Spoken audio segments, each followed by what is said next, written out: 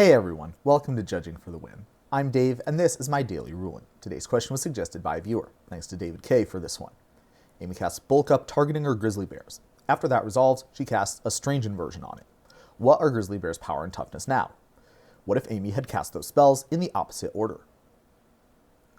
Okay, so you might remember a couple of weeks ago I had an episode where I talked about how Humble interacted with Mr. Orfeo, and the key to that interaction was that continuous effects are applied in layers based on what sort of thing that they do.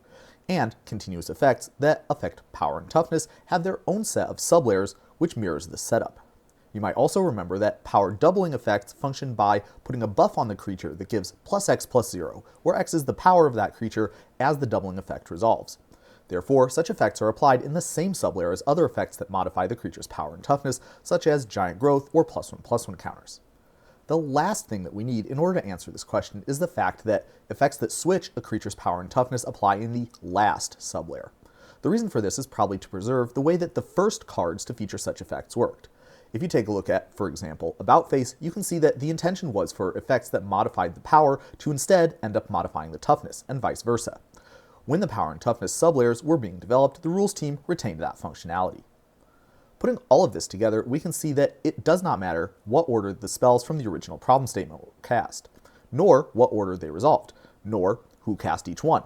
Because the Strange Inversion's effect applies in a later sublayer than the Bulk Ups, the Grizzly Bears will start at being a 2/2, then Bulk Up will double its power to 4, and finally the Strange Inversion will switch the power and toughness, so the Grizzly Bears will end up as a 2/4.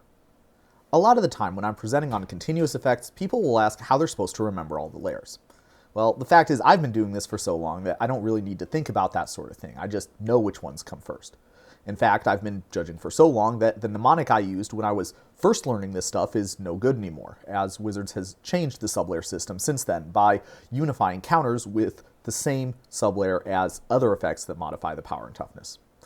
I'll propose the acronym TAGS to help you remember that characteristic defining abilities like Tarmogoyfs are followed by other power and toughness setting effects like Almost Perfect, and then +X and -X, such as from Giant Growth, and finally switching effects from Strange Inversion. If this is helpful for you, then I encourage you to come up with your own mnemonic using cards or a word that is meaningful to you for greater effect. If nothing else, it would be good practice for when Wizards of the Coast finally takes my advice and changes the system again, to unify the first two sublayers. After all, the other layers all have a rule that says CDAs always apply first, so I don't see why Layer 7 needs to get a special call out like that. But that's all I have for you today. How did you do? Join me again next time for another daily ruling. Until then, I hope you have a great day.